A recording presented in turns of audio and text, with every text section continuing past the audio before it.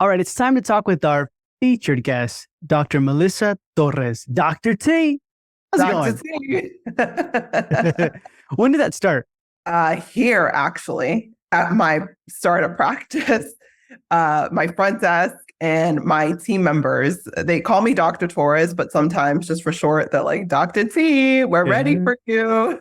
I like it. I like it a lot, Dr. Thank T. you. I like it too. I like it too. Awesome. So, real quick, give us a backstory of Miel. Before we dive into your past, present, future, give us a backstory. Your practice is called what? Miel. So Miel Dental Aesthetics. Mhm. So the actual name of the practice, I was back and forth if I wanted my name to be encompassed in the startup practice. But then after like a lot of thinking, I was like, I want something that represents me, but that also I could bring associates in and still be like a brand, right? That I can step away from this brand eventually and bring in associates. So Miel came from my dog, Honey. I have a corgi and I absolutely love her. Her name is Honey. So miel in Spanish means honey, but Melly also means honey in different languages.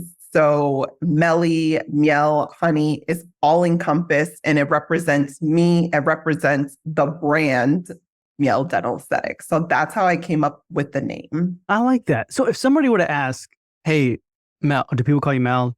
So professionally, Melissa, family, only Melly. And then like some friends call me Mel. Okay. Just in case if you're like, don't ever call me that right now. Like as I'm talking to you, No. like, oh, sorry, But wondering, you said you wanted your brand to be encompassed in there, right? When it came to Miel. If you were to tell me right now, hey, this is what my brand is, what is Yeah, that? definitely. So the brand itself, like before I opened the practice, I worked heavily on my personal brand. And when I think about that, I kind of merge them together. So when they think of Dr. Melissa Torres, they think of Miel. And when they think of Miel, they think of Dr. Melissa Torres. So the brand itself is beauty, confidence, basically self-esteem, boosting. That's the type of like brand I wanted. And also like a spa vibe, but also having that type of vibe, but not located in Boston. I wanted the patients in this area to be able to come like maybe like 30 to 40 minutes right outside of Boston to get that service without actually having to travel to Boston, if that makes sense. Yeah. A lot of my patients that come here because of the brand that I've built on social media. And they come to see me for specific services, specifically cosmetic services, so they can feel better about themselves, so they can feel beautiful. They'll be able to smile again. And that's what I heavily marketed and branded myself before even opening the doors. Gotcha. Okay, so like beauty, confidence, and the spa vibe. And what area are you in? Peabody, Massachusetts. So like North Shore of Boston. So would you Yeah, say that area right there, there's not a lot of like your type of vibe? not my type of vibe. No. A lot of the times patients are like, why aren't you in Boston? And I'm like, because I don't have to be in Boston. I can be right here and offer that service to patients in this area that don't have to travel to Boston. And I actually have a lot of patients from Boston or from New Hampshire, Maine, Rhode Island that travel all the way here to come see me. Nice. Okay. So you're making it happen. Okay. Yeah, So let's rewind a little bit. Tell us a little bit about your past, your present. How did you get to where you are today? crazy. It started at the age of 14, believe it or not. So I ended up going to a vocational high school. And at the vocational high school, I was in between cosmetology and dental assisting. And I was like, what do I want to do? I love to do hair. I love to do makeup. I love like the artsy form, but I also wanted like something that challenged me didactically. And I Mhm. found that dental assisting because I was able to like work with my hands. But at the same time, it was like a lot of didactic work. And I was like, this is perfect. The mixture of art, but yet I can challenge myself. So I chose dental assisting in high school. And every other week I'd be in clinic and then I would have academics. At the age of 15, I started working as a dental assistant. I was making like, I don't know, like $6 an hour under the table, working like right after school. And like the rest was history from there. I did a lot of dental assisting. I was a dental assistant for about like 18 years, believe it or not. I worked throughout high school, college, and dental school and was an oral surgeon's assistant. I thought I wanted to be a hygienist at some point, but then ended up in dentistry, applied, did the DAT, and ended up at Howard. for dental school. So it's been a long dental journey, 20 plus Interesting. years.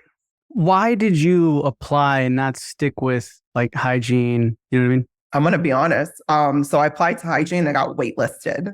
Mm. Yeah. None of the schools like wanted me. So I have that mindset that like, if it's I don't know, and I get this from my best friend, Ashley, if it's I don't know, it's no. So I wasn't really sure about hygiene school. But the reason why I applied to hygiene school is because I wasn't really confident that I'd get into dental school. But it kind of, they made up my mind in the sense that they put me on a wait list. So I was like, you know what? I'm just going to do 4 years of college and go to dental school because that's really what I wanted to do. But I just wanted to see if hygiene school would have been for me. And clearly it wasn't. Gotcha. Yeah, might as well. You're waiting, right? Like, I was waiting. yeah. When did practice ownership come into place? So 2020, the pandemic. So just like everyone else, I felt like a lot of things happened during the pandemic. So I was furloughed for like 3 to 4 months. I was at home and I was like, what am I doing with my life? I don't like my associateship. I hate going to work every day. I was making money, but I wasn't like totally like satisfied with my career. And I just sat down every single day and I wrote in my journal and I just started spitting ideas. I wrote this multiple times in my journal, Miel Dental Aesthetics, Miel Dental, Miel Dental Studio. I just wasn't really sure. And I just kept going back to Miel. And I was just like, you know what? I have to do this.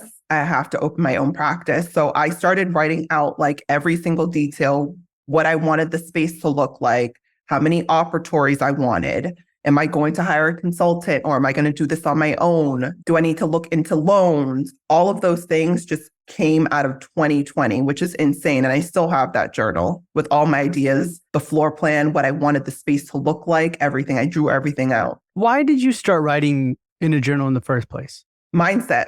I think one of the huge things in 2020 that I realized was I was lacking clarity in my life and lacking purpose.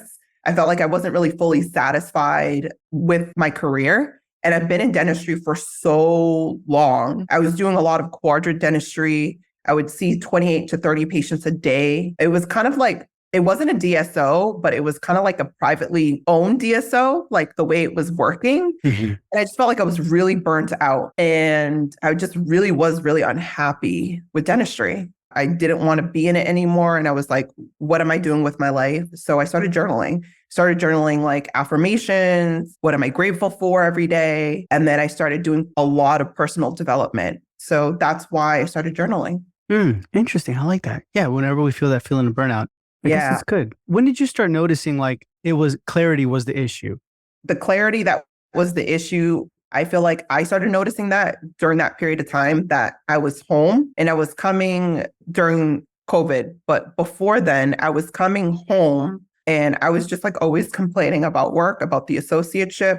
And I would, wake up just on time. There was days I didn't even want to go to work. And that's not who I was. Like I was always like a go-getter. Let's go to work. Let's make it happen. Let's produce.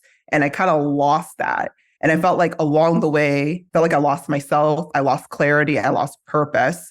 And when I started realizing, like, what am I doing? Like, is this what I really want? I sat down, I gave myself that space that I needed in order to gain clarity to see where I was going in my career. Because all I knew was my associateship. I didn't think I wanted more than that. So I thought. I didn't think I wanted to practice. I didn't think I wanted to be an owner. But when I knew that that's definitely not what I wanted and I wasn't happy, that's when I knew that I needed to figure out my life. I needed to gain clarity and where am I going and why. Interesting. Yeah. Why didn't you like your associateship? So I had 2 associateships. So I had one in New Hampshire and I did that for about 1.5 years, but the commute was killing me.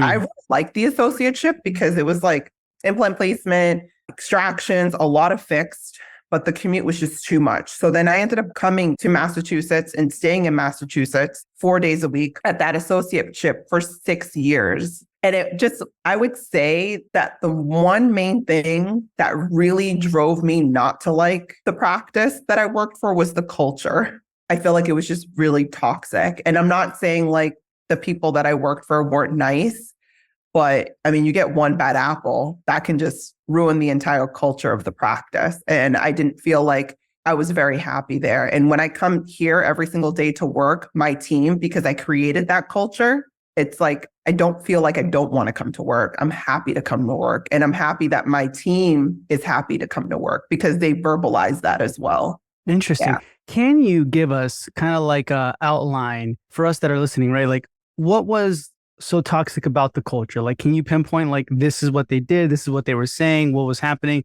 things like that? Yeah. So I think it starts at the top, right? So, accountability, there was no accountability with the employees. So if an employee did something or said something that was maybe inappropriate or overstepping boundaries of the lead dentist, the leadership was like, oh, that's just the way she is. Well, no, that's not just the way somebody should be. They should be held accountable for their actions. So I feel like there was a lot of situations like that, a lot of situations of like he said, she said, a lot of team members disgruntled, a lot of team members not happy. So all of that, it was every day I would come into work and it was just always something. Oh, here we are again. Like, oh, great, we're short staffed, or here, this, it was always just something so negative. It was never something like, hi, Dr. T, so nice to see you. Like here, when I come into work, like I don't hear any of that. And I know for a fact because my team would honestly, we have an open door policy. If something's happening, they would come to me. But it was a lot of that, Michael. Like it was just too much. I was just like, I can't handle this. This is not the vibe that I'm looking for. Yeah. Yeah. So a lot of complaining and A things lot like of that. complaining and nothing changing. Did you ever approach it to like doctor or anything? What do they do? Oh, the partners, definitely. Definitely. I approached the partners about it. And I think I've always had the mindset that like, although I am an associate, I always thought that for me, I am an associate, but I treated the practice as if it were my own. So I always held my team members that were under me accountable, but it became difficult to hold them accountable when the higher ups don't hold them to that standard. So it became almost like this friction between me, the employees, and then the leadership. So that was something else that drove me to open my own practice. So I can do things my way. Interesting. You wanted to open up your practice in the middle of the pandemic, right? Instead of like, oh my gosh, got to get rid of this, right? Kind of thing. Right. Yeah, it's a whole different kind of like a ball game, especially that you were writing it all down. It felt like you kind of did a ton of research beforehand before you actually like, all right, I got my loan. Now I got it. Holy crap. I got to fast forward and find a consultant. So the consultant, actually, I was like, what are the steps? But I did hire a consultant and the consultant helped me from like start to finish, which I honestly don't regret one bit. Like, who was the consultant? Ideal Practices. Yes. Okay.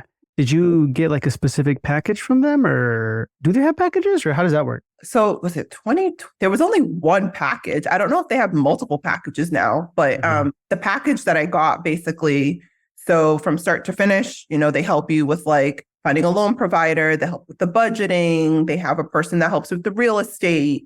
They provide you like vendors in the area that you can work with. They help you with the negotiating process, with the lawyers, all of that from like start to finish. So if you're looking for something that like a hand holding process, but at the same time, you do have to do some legwork, I would say they're great. But if you're not looking to invest that amount of money from your working capital, from the loan, then don't do it. Just do it on your own. How much money was it? I'm going to be honest. It was like around 50, I think. Okay. At the time, like 45, 50 from what I remember. So there is a deposit that you put down, which, isn't too bad. What I did was I had the money, so I had savings. So I kind of used a mixture of my money to start up the project. And then once I had the loan money, I started putting that in. So that's what I would suggest if you are looking to hire a consultant, making sure that you have enough savings for the down payments, for all of that in order to even start with a consultant. Yeah. So you started it before your loan. I mean, you started it when you were doing the journaling, right? But then Correct. started investing in it. Yes, because in order to secure the consultant, they require a deposit. So if you don't have that money, if you don't have that capital, I would say it was probably like, I can't remember. I think it was like anywhere from 11 to 13,000. So it's not cheap, right? It's not like it's 2,000, 3,000, or 5. So I would say if you are looking to hire a consultant, if they're requiring that much of a deposit, you should have some money set aside, because when you're hiring the consultant, you don't have your loan secured yet. At least in my case, I didn't have my loan secured yet. Yeah. Okay. So you secured the consultant with your savings and then you got the loan? Yes. Then I got the loan. Okay. Yeah. Who'd you So guys once go you with? hire your consultant, Ideal specifically, when you hire Ideal, then you start looking like they set you up with, for me, I had Mike. So Mike was my real estate guy. So we did like demographics. We started looking at spaces, where I wanted to be specifically, where I wanted to practice and how far away I wanted to live. Obviously, that has changed a lot because my life has changed a lot since I've opened the doors. So at the time, I was just living 20 minutes away from the practice. Now we're looking at probably an extra 10 minutes, which is not bad. But, you go through all that process, you do all of that. Once you see the space and you have the square footage and you kind of have an idea, then they put you in to secure the loan. So that way you know what numbers you need and how much money you need to borrow. Was there anything, Melissa, like in the situation when you have a consultant where you're like, I don't think that's right, but the consultant's like, no, trust me, let's do it. And you do it. Yeah, I mean, I think with any situation, whether you're dealing with the consultant or if you're dealing with the contractors or the subcontractors, you do have to be like super firm and on it. Like you have to be on it, because if you're not on it, you're just letting them drive, right? You're letting them like take the wheel and just go with it. You have to stay on top of it. You have to look at the numbers. Even when you're looking at budgeting and equipment, they could recommend something, but you're like, nope, that's not going to fit in the budget. Obviously, they're at your best interest, but at the same time, you need to like make sure that you're double checking everything. And that was the same thing. I would recommend it even with the same thing when you're looking at contractors. So when you're looking at contractors, you secure a contractor, they give you an initial kind of like bid of what everything's going to cost. And then they come back like 2 months later, oh, flooring went up, flooring this. Yeah. No, this is what you gave me. This is what you're going to honor. Go back to your subcontractor and figure it out. That's how it has to be. That's how I deal with it, at least. Yeah, no, that's good. And every time you did that, was it like, oh, you're right, let me go back and let me do it, and then it came back perfect? Or there was always pushback, but you know what? This is what you gave me. You need to go back. I don't know if I can swear, but I can be kind of a pain in the ass. Yeah. But on purpose, because, like you're a first-time business owner, which that was me. I'm a woman, which that is me. And a lot of these, and I'm not being like sexist or anything, a lot of these business people that you're working with, they're males. So sometimes, Michael, like, you don't understand, like when I was going through all this process, I got some weird, like feedback from like signage men, like companies, like being so disrespectful to me. It was a lot. It wasn't like easy, at least in New England, because they're crazy out here. They do not care. But yeah, no, that's difficult, man. Kudos to you, because I'm the type of guy who like, I don't even want to return something at Target. And I'm like, we're going to leave it that way. I thought I saw a price. Like the biggest advice is don't stay quiet. Make sure you review every single thing. Even if your consultant is on your side, always double check everything and question it, because you're learning through the process. Same thing with the contractors. Okay, I like that. So then how much was your loan in total? In total, everything $650. So the space that I have right now is 2080 external, internal. By the time, I think it was like 1980, or 1900, I kind of lost some square footage there. So it's built out for 6 ops. 3 are outfitted currently. And I got DCI equipment. So I made sure that I shopped. Like I was like definitely on a budget. And I think my working capital, Michael, by the time I budgeted everything, I think I had like 80,000 to start when the doors opened. So it wasn't too bad. No, not bad at all. And then when the doors open, was it like crickets, or was it more like, okay, we're doing this, we're making it happen, I'm seeing beautiful stuff here? Or no, it was crickets. I think I would have like literally died. But thank God it wasn't crickets, and it hasn't been crickets. Like, I'm not going to lie here and be like, yeah, I'm banging out 100 new patients a month. Like, that's not my dental practice, but it's also not the model that I envisioned. So I do accept insurances, but I do also, like, I'm a more mixed fee-for-service PPO practice. So I have a lot of patients that come and they pay out of pocket for my services. I knew what I wanted, and I knew on the front end, my growth might be a little bit slower than a practice that's heavily PPO or Mhm. a practice that's in a better demographic area. The numbers are lower or whatever have you, more favorable. So I would say, honestly, I would say anywhere from 30 to 35 new patients consistently since the doors have been opening a month. When I first opened, a lot of new patients. It's been pretty consistent.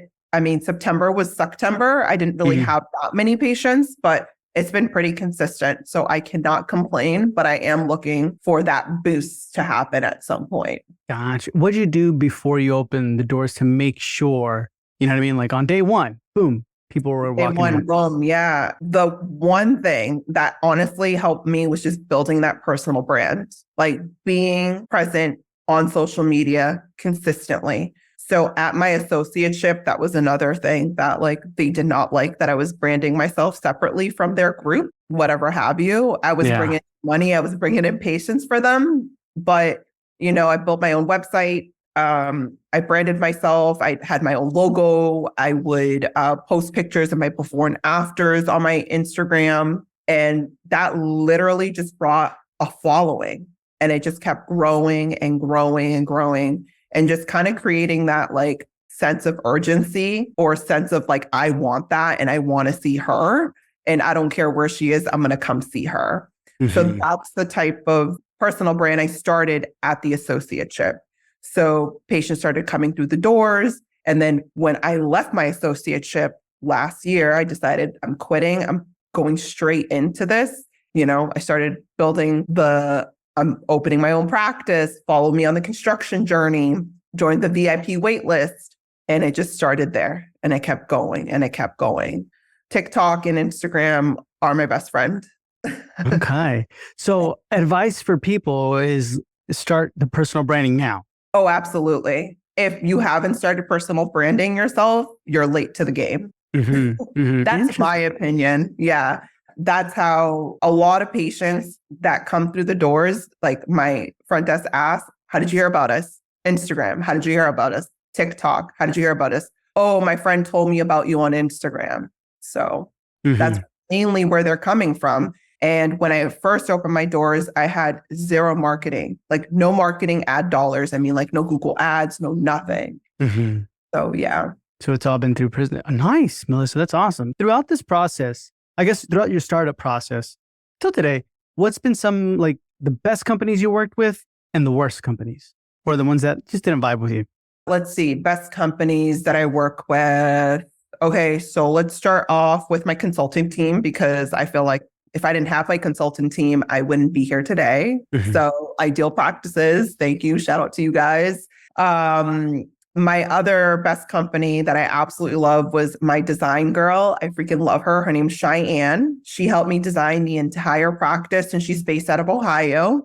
Her company is called Identify Designs. She helped me with like everything from picking out furniture, Mm. pictures, and she was all remote too. She did come visit once, and obviously, if you want her to visit, you can. But she helped me with everything in the practice, and it's absolutely gorgeous. My IT team, Dark Horse, I love them. Honestly, they're so responsive from like start to finish, from like the beginning. When they came, they installed everything. Located, I think, base upstate New York, but they have Mhm. like technicians all over the states now, from what I hear. I think they're growing, Mhm. right? I love them. I'm still with them. Those are, I'd say, I said three, right? Those are my top three. Top three, yeah. Yeah, that's good.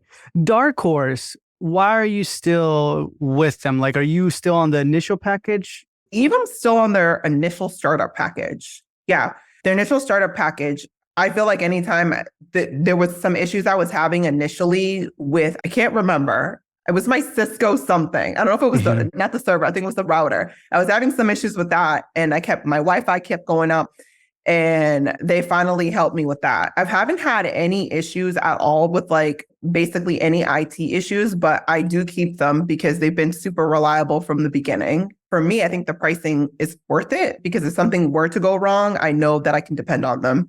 Yeah. So No, definitely. Awesome. And then yeah, were you negotiating with other IT companies at that time or no? yeah, I was. I was. And I kept going back to Ruben. Why? What was the thing where you're like, let me see, what was on your checklist where you're like, hey, for IT, I gotta have this, or I felt like every time I went back when I was negotiating, so I negotiated with some local vendors here. Mhm. They were outrageous. I think the main thing that drew me back to Dark Horse was they were reasonably priced, in my opinion, because I'm in Massachusetts. Mhm. And all of the bids I were getting were like 30 to 50,000. Oh wow. I was like, that's ridiculous. And I Mhm. remember going back and forth with Dark Horse. I'm like, you need to get this number down. You need to get this number down. Yeah. Down. And they were like the only ones that actually like made it work. So they were really, really good with making my budget work. That's Yeah. cool. Is their response time pretty good? Like whenever Yes. you have an emergency?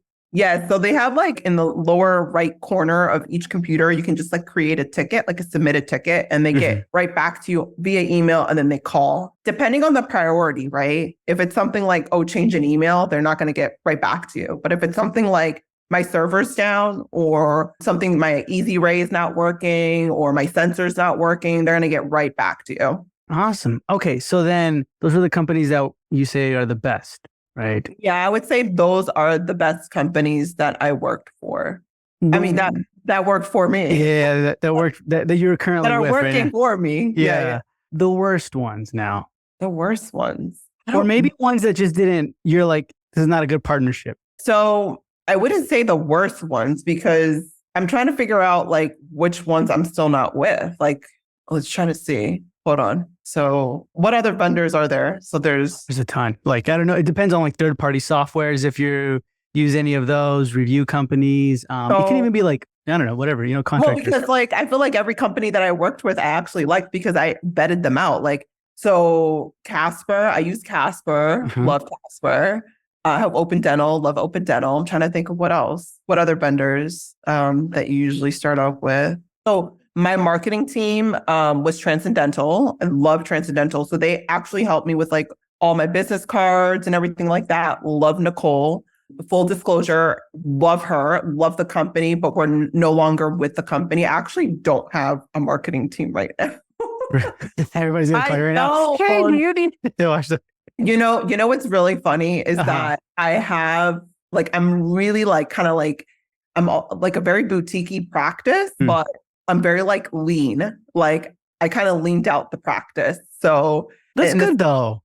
So I felt like, the marketing, like she helped me on the front end, the video, the pictures, like opening the practice. She helped me so much, but I felt like it wasn't even like the company wasn't doing a bad job. It was just, I just honestly, from the front end, from the financial portion, I had to keep that in-house. So mainly is that the reason why you, I guess, dropped them? Okay. Because I was trying to figure out what I needed to cut financially to kind of keep more money in the pocket of Miel Dental Aesthetics. And I felt like, my Instagram and my socials, they were doing its thing. And they still are doing its thing.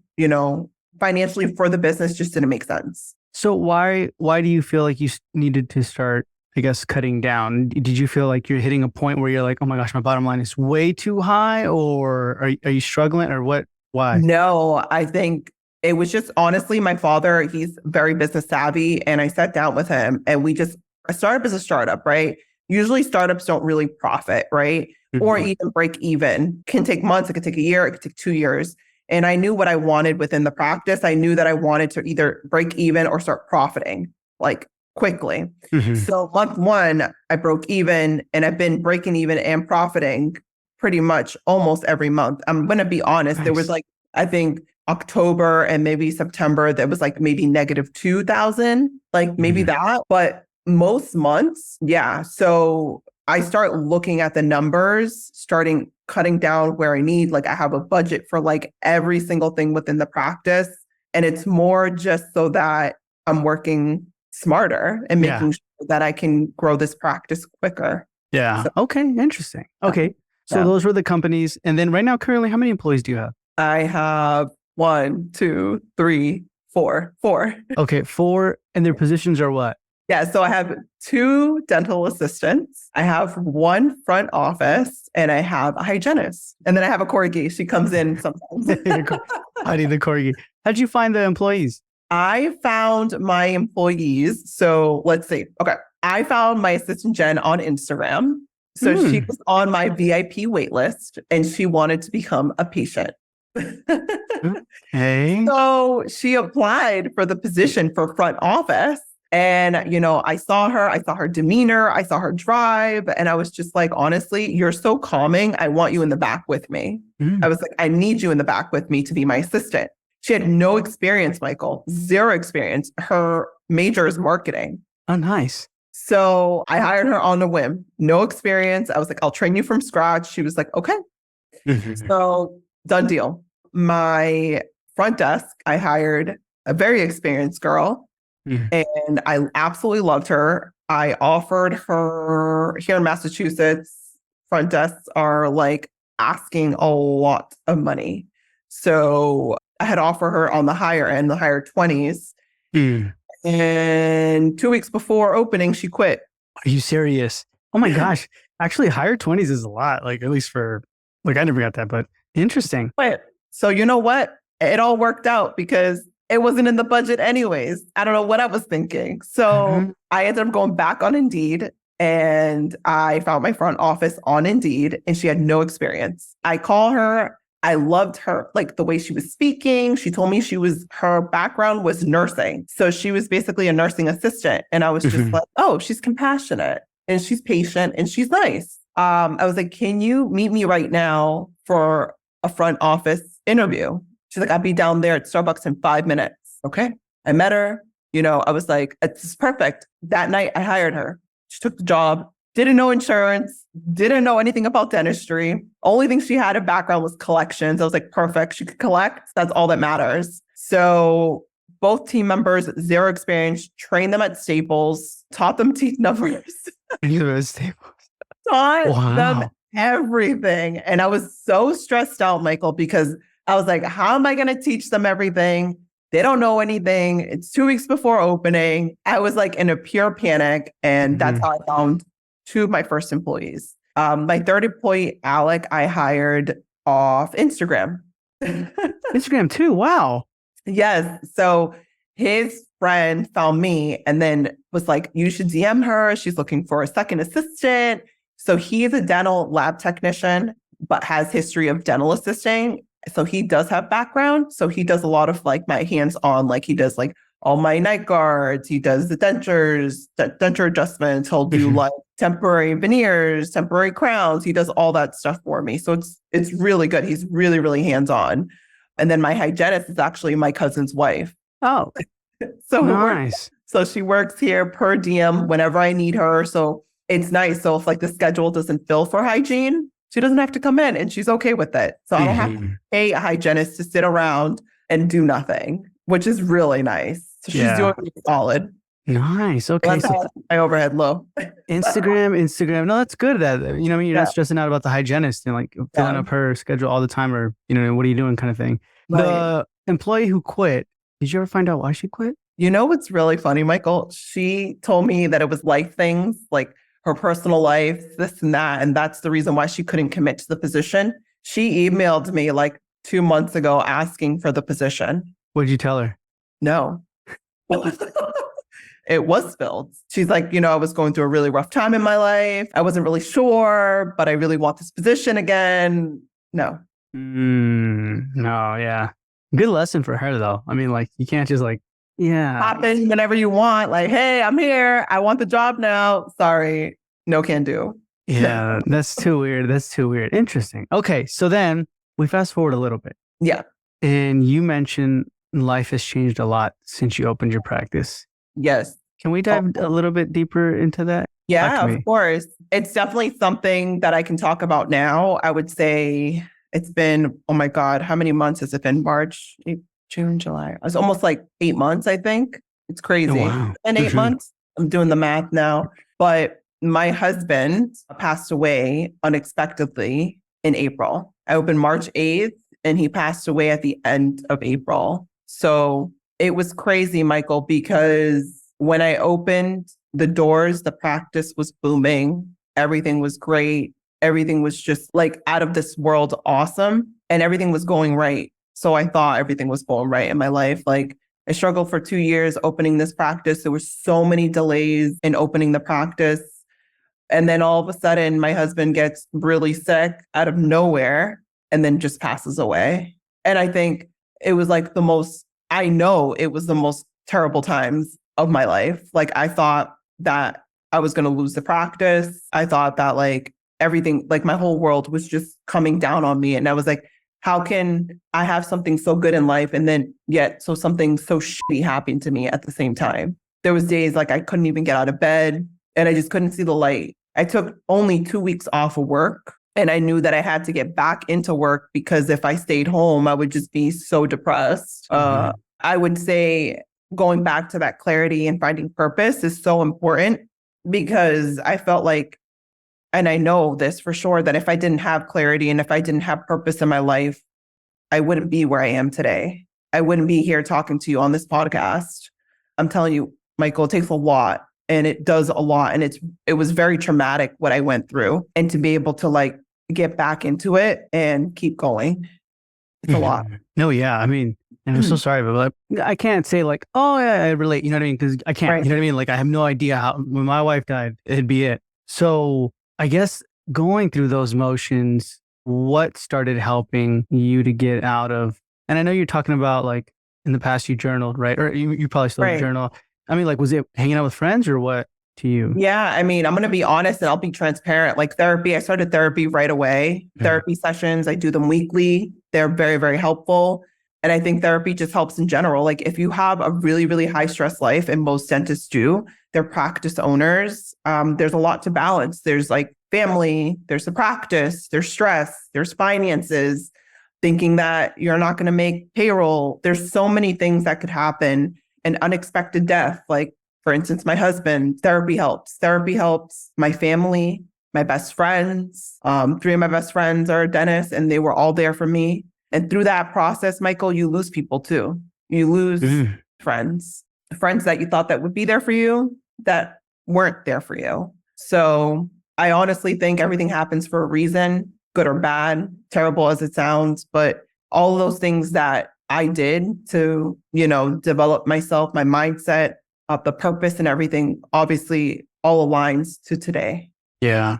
And that's crazy, Melissa, though, like to just unexpected. Can I ask, like you said, he just got sick? Cardiac arrest. Just like, just there? Like it was... He was 37. Wow. Man, that's crazy. That's so, like, it's unexpected. You know what I mean? It's like, to me, listening to you for real, like, honestly, not even just saying this because we're just like on a podcast, but like, makes me put my, like, I got to start doing things like now, you know what I mean? Kind of thing. Like, I don't know. Yeah. I mean, it puts a lot of things into perspective. And one of the things that I would say was like, just find like happiness, do things that make you happy, like focus on you, do things that make you happy. Tomorrow's never promised. Yeah. Okay. So that changed, right?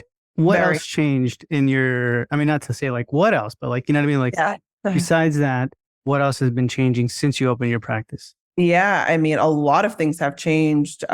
So I moved. So I no longer live where I was living. And that's where kind of like I told you, like things may appear like you have everything clearly. Like I was like, I want clarity. I want this. This is where I want this. But things change. So I thought I wanted to live here on the North Shore, on the water, have a beach house. I'm going to be quite honest. I just moved November 27th and I'm back at home with my parents right now.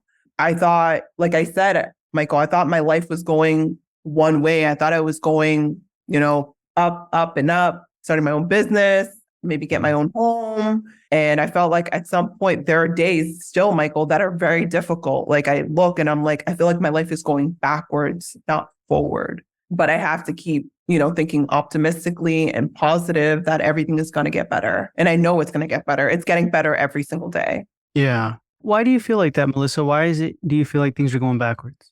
Well, I felt like, obviously when my husband passed away, my late husband passed away, like that was terrible. And I don't wish that upon anyone. What I thought life was no longer was, like, if that makes sense. Okay. So ever since like your husband passed away is what you mean, right? Kind of thing. Right. You thought you were going to live this life with this person for the rest of your life. And now that person's gone. So now I am going backwards in a sense, but yet forward. I don't know if that makes any sense. Yeah. And I know it's going to get better, and it's already getting better. I don't want to disclose this, but at the same time, like I put in an offer for a place and I got it. Yeah. Yeah. So that's exciting. I got it actually today. I'm not going to lie. Oh, really? Nice. Congrats. Yeah. It overlooks the water. Oh, wow. And that's what I told you I wanted. So things are aligning. I guess really good things are happening. So yeah. Yeah. No, I get you 100%. You're not moving backwards then. You know what I mean? No. But at one point I thought I was moving backwards, you know? Yeah. You're just honestly like transitioning. You know what I mean? Like when you're skipping a rock, the rock is going straight, but the water is getting unclear for a bit. So you feel like what's happening, but you're moving forward, Melissa. We're moving really forward. Good. Yeah. We're moving forward. There was a couple bumps in the road, and that's how I was feeling through the motions, but we're moving forward. Yeah. No, congrats. That's going to be exciting too. And then I know you compete, right? I used to compete. So really? I know you. Yeah. Uh-huh. So funny. So I competed once last year, and that's it. Only once. That's it. Never again. Never again. Never again. It was a lot. It was a lot. A lot of 4 a.m.s. I don't mind the 4 a.m.s, but there was a lot of eating, a lot of restrictions. But it was a great time. What was your cardio at time wise, besides your weight training? At max, it was 90 minutes. Oh my gosh. Plus like the hour of like. Plus the hour of lifts. And that's tough. The max, I think it was like maybe a couple weeks right before the show. It was 90 minutes on the Stairmaster, and I would break it up. Jeez. When you got off stage, you're like, all right, this is what we're going to eat. What was that? Chocolate cake. I ate chocolate cake for like 3 weeks straight. After the show. I don't know what it was. You know, the Matilda chocolate cake, the Matilda, the kids eating that. Yeah. All I wanted to do was just stuff myself with chocolate cake. But I really wanted pasta, and I really wanted a burger. Yeah. That's when you know it hits you hard. When you're like, rice. Honestly, when you eat it, it's like you feel so sick because your stomach's not used to it, all the grease and stuff. So I had to kind of like eat half. But I wasn't like, for me, I was super lean. I forget like the percent body fat. I think it was like 15 or something like that. Super lean. I was so lean. And I look back now and I'm like, holy crap, I was so skinny, but muscular. Yeah. But it's lean. And like, I was so moody. And you know what I mean? You're always like, and you just want like a little bowl of rice. You're like, Coach, can I have this rice, please? You know what I mean? Hungry. Go to sleep. My coach would be like, you get 3 pieces of gum. So I was only able to chew 3 pieces of gum if I ever was like, I'm hungry. He's like, oh, she wouldn't even let me eat gum. She was like, no gum. It creates more hunger. Maybe it did. I don't know. Because it did. I was like, I'm hungry, man. Yeah. But that's respect. To me, that shows like, man, you have a lot of discipline. You put in the grit. You have delayed gratification. You have good focus. All that, you know what I mean? Can come just from we work out. Oh, yeah, for sure. And the one thing that I would say that I'm so happy is like that my body comp is like completely different now than it was like ever. So even if I do gain weight, like I still kind of look fit. You know what I mean? My muscles, I can still feel it, and my clothes still fit. They fit so different from like, I'm the same weight I was pre-show, but my body composition is completely different. Yeah. And that's the thing. If you want to do it to change body composition, right? More than anything. That's more what gives us the confidence than like, oh, I just lost a ton of weight. Right. But awesome, Melissa. So any final words or pieces of advice that you want to give to our listeners? I would say be badass and just do it. If you're thinking about open a practice, just do it. If you're struggling with the practice, it's okay. It's going to get better. Just figure out your pain points and find solutions. And just know that you're not alone. Yeah. There's a startup community here to help you. And I totally understand your pains if you are going through any pains. But just remember, every day you get to wake up and be your own boss. Nice. Awesome. And then quick shout out to one of Melissa's best friends, Ashley. Ashley Dawson, that's my girl. Love you. Ashley and her baby. Did you see her baby? I'm going to go visit in January. I got to figure out a date. Congrats, Ashley. That's going to be exciting. Yeah. Awesome, Melissa. So if anybody had any questions or concerns, where can they find you? Dr. Melissa Torres on Instagram. So Dr. Melissa Torres on Instagram. They can DM me, or you guys can email me inquiries at drmelissatorres.com. Awesome. So guys, that's going to be in the show notes below. So definitely check it out. And Melissa, thank you so much for being with us. Thank you, Michael. And we'll hear from you soon. Yeah, take care.